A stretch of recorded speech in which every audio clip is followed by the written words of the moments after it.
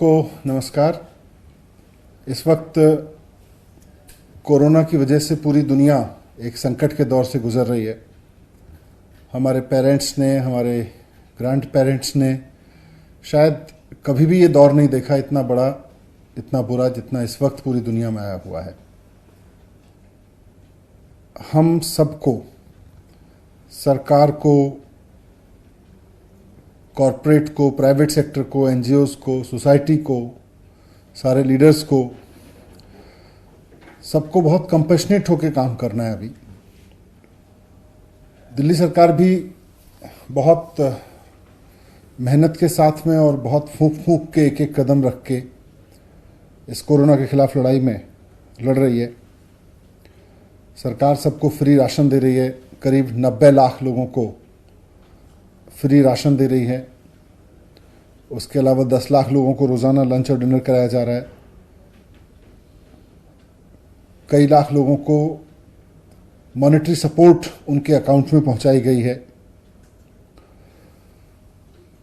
Corona की वजह से दो सेक्टर सबसे ज़्यादा प्रभावित हो रहे हैं, इकोनॉमी और एजुकेशन। इकोनॉमी के फ्रंट पे भी बहुत सारे काम हो रहे हैं, लेकिन आज एजुकेशन पे मैं बात करने के लिए आपके बीच आया हूँ। और एजुकेशन में गवर्नमेंट स्कूल्स के बच्चों के लिए सरकार ने, जो दिल्ली के गवर्नमेंट स्कूल में पढ़ते हैं उन बच्चों के लिए सरकार ने ऑनलाइन क्लासेस शुरू कर दी हैं। उन्होंने उसमें ऑन फोन क्लासेस ली जा रही हैं, ऑनलाइन क्लासेस ली जा रही हैं और भी कई मीडियम्स के माध्यम से क्लासेस ली जा रही हैं और लेने की तैयारी है। प्राइवेट स्कूल के बारे में मैं कहना चाहता हूं कि प्राइवेट स्कूल दिल्ली में और भारत में, पूरे देश में कंपनियों द्वारा नहीं चलाए जाते, ट्रस्ट द्वारा चलाए जाते हैं, संस्थाओं द्वारा चलाए जाते हैं।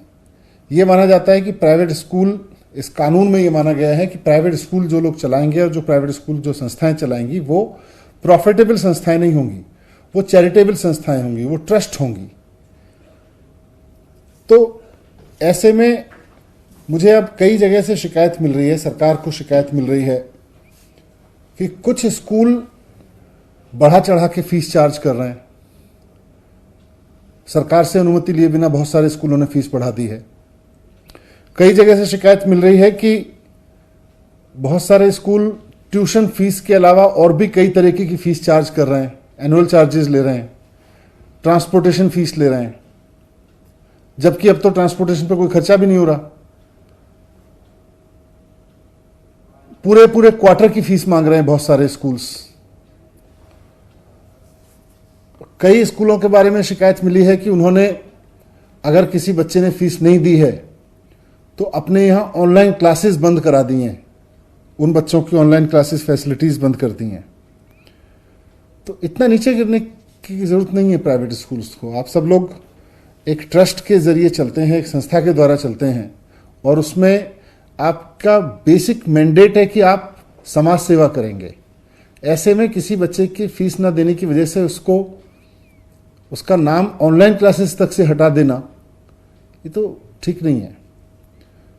तो इसके बाद, इन सारी चीज़ों के बाद, इन सारी शिकायतों के अध्ययन के बाद में सरकार ने एक फैसला लिया है आज, और अभी एक आदेश जारी किया है थोड़ी देर पहले, जिसमें माननीय मुख्यमंत्री जी के आदेश पर यह निर्णय लिया गया है कि किसी भी प्राइवेट स्कूल को, वो चाहे सरकारी ज़मीन पर चल रहा हो या गैर सरकारी ज़मीन पर, प्राइवेट ज़मीन पर चल रहा हो, उसको फीस बढ़ाने की इजाज़त नहीं दी जाएगी। सरकार से पूछे बिना कोई भी प्राइवेट स्कूल फीस नहीं बढ़ा सकता, वो चाहे प्राइवेट स्कूल प्राइवेट ज़मीन पर चल रहा हो या गवर्नमेंट ज़मीन पर चल रहा हो। दूसरा, कोई भी स्कूल 3 महीने की फीस डिमांड नहीं करेगा, केवल ट्यूशन फीस डिमांड करेगा, वो भी महीनावार लेंगे।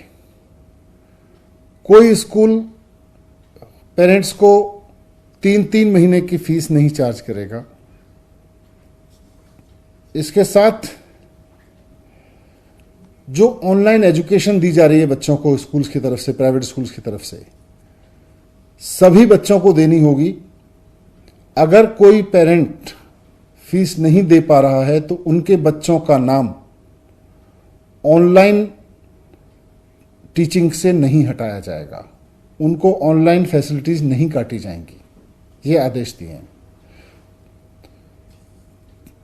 साथ में कोई भी स्कूल ट्रांसपोर्टेशन फीस नहीं चार्ज करेगा इस दौरान, क्योंकि अभी ट्रांसपोर्टेशन पे कोई खर्चा नहीं है, इसलिए ट्रांसपोर्टेशन फीस चार्ज करने की जरूरत नहीं है। 1 महीने की फीस के अलावा कोई और 1 महीने की ट्यूशन फीस के अलावा कोई भी स्कूल, वो चाहे प्राइवेट जमीन पे बना है या सरकारी जमीन पे बना है, कोई भी स्कूल 1 महीने की ट्यूशन फीस के अलावा किसी भी पेरेंट से कोई और तरह की फीस चार्ज नहीं करेगा, ना ट्रांसपोर्ट फीस चार्ज करेगा, ना कोई एनुअल चार्ज करेगा, कोई चार्ज नहीं लेंगे। साथ में यह भी ऑर्डर दिया गया है कि सभी प्राइवेट स्कूलों की, चाहे वो सरकारी स्कूल पे, सरकारी जमीनों पे बने हैं या प्राइवेट जमीन पे बने हैं, ये जिम्मेदारी होगी कि वो अपने सभी स्टाफ को, टीचिंग और नॉन टीचिंग, कॉन्ट्रैक्ट का हो या आउटसोर्स किया हुआ हो, सभी स्टाफ को समय पे सैलरी उपलब्ध कराएंगे। अगर किसी तरह का उनके रेवेन्यूज में कोई शॉर्टफॉल है तो जो अपनी पेरेंट संस्था है उससे पैसा लेके पूरा करेंगे, लेकिन पैसे की कमी की वजह से किसी स्टाफ की सैलरी नहीं रोकेंगे और पैसे की कमी के बहाने पर किसी बच्चे को पढ़ने से नहीं रोकेंगे। ये दोनों इंस्ट्रक्शंस इस ऑर्डर में साफ साफ हैं। और ये order Delhi school education act और नेशनल डिजास्टर मैनेजमेंट एक्ट दोनों के अधिकारों के तहत जारी किया गया है, क्योंकि इस वक्त पूरा देश कोरोना की आपदा से जूझ रहा है। पूरे देश में कोरोना को आपदा घोषित करके आपदा कानून लागू है। तो इस आपदा कानून के लागू होने के समय में इन आदेशों का जो पालन नहीं करेगा स्कूल, उसके खिलाफ दिल्ली स्कूल एजुकेशन एक्ट और आपदा कानून दोनों के तहत कार्रवाई की जाएगी। मैं फिर से समराइज कर देता हूं कि कोई भी स्कूल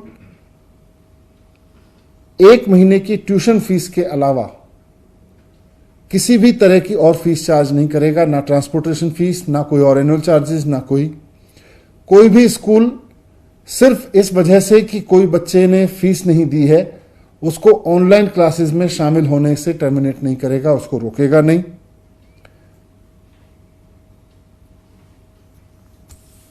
बिना सरकार की इजाजत के कोई फीस नहीं बढ़ाएगा, जो फीस पहले से थी उसी को अलाउ किया जाएगा, उसके अलावा बढ़ी हुई फीस नहीं चार्ज की जाएगी किसी भी स्कूल में। और साथ साथ सभी स्टाफ को, कॉन्ट्रैक्ट हों या आउटसोर्स किए गए हों, परमानेंट हों, टीचर्स, नॉन टीचर्स, सबकी सैलरी समय पे दी जाएगी। उसके लिए जरूरत पड़े तो अपनी पेरेंट संस्था से पैसा लेके दें, और जो इसका पालन नहीं करेगा उसके खिलाफ कार्रवाई की जाएगी।